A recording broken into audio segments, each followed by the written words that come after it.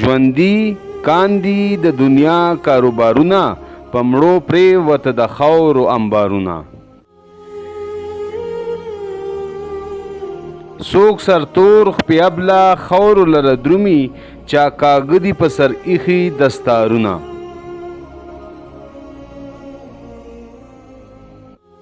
خطو ښه د سکا رونو سره نشي، بلکې یو تر بله اخلي ازارونه.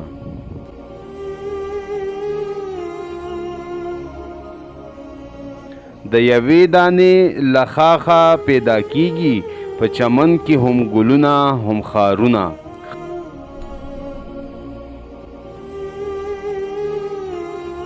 هومره خلک هر ورځ له دنیا درومي، چې نه په چا حساب شي نه شمارونه.